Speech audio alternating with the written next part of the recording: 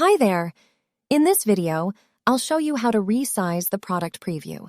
That's the area where your product is displayed in your customizer. You can resize it by editing the canvas size. In Kickflip, all of your product images must have the same size and they must match the canvas size. This is important because it's how the images are aligned.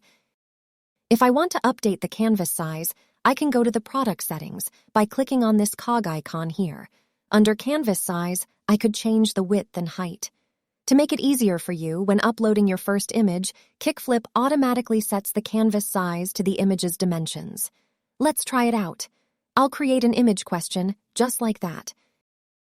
And under Image Answers, I'll click on Untitled Answer and upload this image.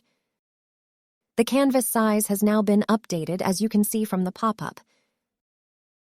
Let's say I upload another image, and mistakenly the size is incorrect.